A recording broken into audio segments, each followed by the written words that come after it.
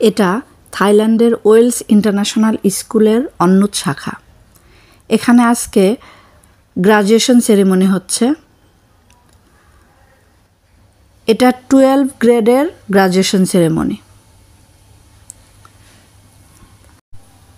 এখানে একটু বলে নেই, থাইল্যান্ডে কোনো ম্যাট্রিক পরীক্ষা নাই।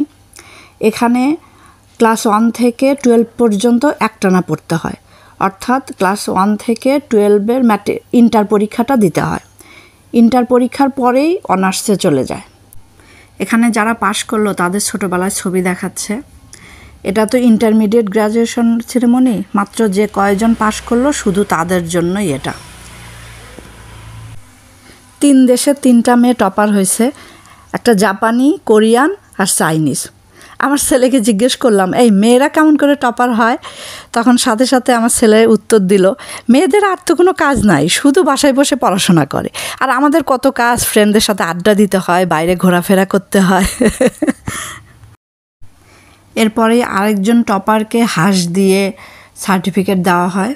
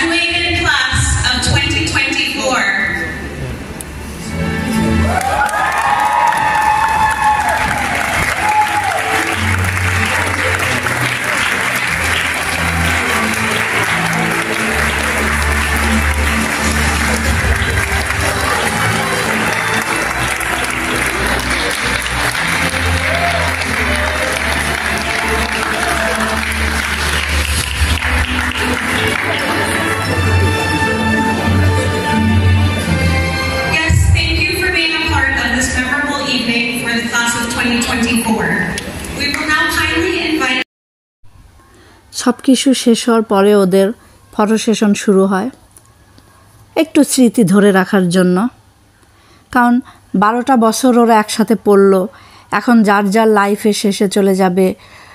এক একজন এক এক ইউনিভার্সিটিতে ভর্তি হবে, কেউ দেশের বাইরে চলে যাবে, আমেরিকা, লন্ডন, অস্ট্রেলিয়া।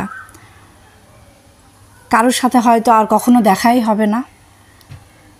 তাই একটু ছবি তুলে সবার সাথে ছবি তুলে স্মৃতিটা ধরে রাখা, এটাই আর কি।